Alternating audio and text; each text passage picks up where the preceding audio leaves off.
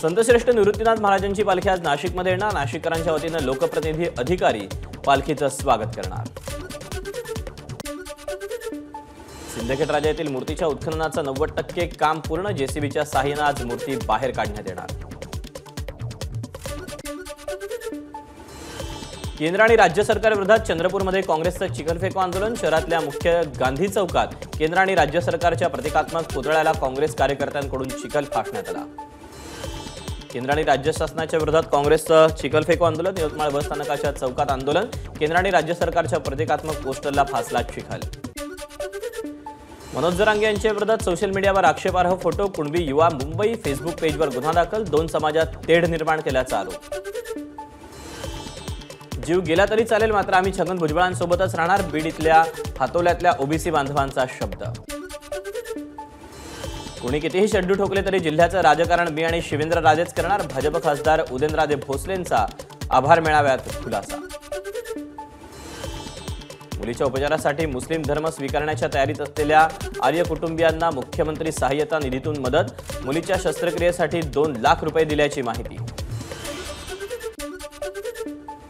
हिंगोली शहरामध्ये पावसाची जोरदार हजेरी। मुख्य बाजारपेठेतील अनेक दुकानांमध्ये पाणी शिरलं तर पावसामुळे उकाड्याने त्रस्त झालेल्या हिंगोलीकरांना दिलासा। मृग नक्षत्राच्या शेवटच्या दिवशी गोंदियात पावसाची दमदार हजेरी। धान पिकाच्या पेरणी कामाला वेग। सिंधुदुर्गच्या कणकवलीतला प्रसिद्ध सावडाव धबधबा प्रवाहित। आंबोली नापणे मांगेली न्हावडाव कोणसह इतरही धबधबे प्रवाहित झाल्याने पर्यटकांची गर्दी व्हायला सुरुवात। पावसाळ्यात कोकण रेल्वे मार्गावर विशेष खबरदारी। 672 कर्मचारी तैनात तर 9 जागांवर मेंटेनन्स व्हॅन उभ्या असल्याची कोकण रेल्वेचे व्यवस्थापकीय संचालक संतोष कुमार झा यांची माहिती। नागपूरच्या शिवाजीनगर परिसरात झाड कोसळलं। 4 चाकीसह अनेक दुचाकी झाडाखाली आल्यानं मोठं नुकसान।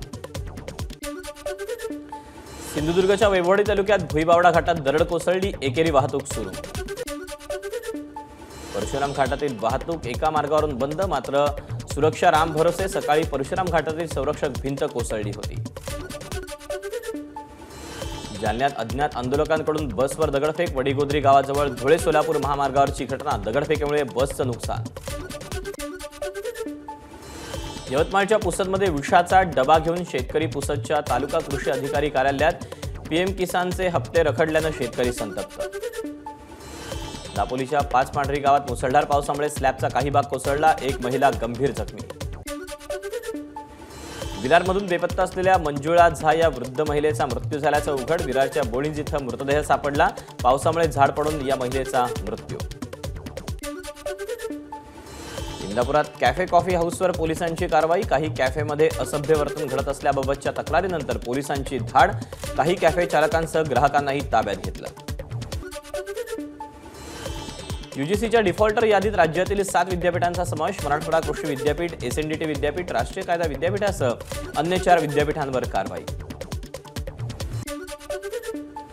पिंपरी चिंचवड शहराची तहान भागवणाऱ्या पवना नदीचं रूपांतर कचरा कुंडीत होण्याची शक्यता।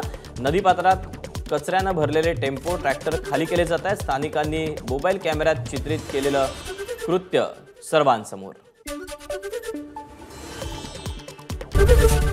एबीपी माझा, उघडा डोळे बघा नीट।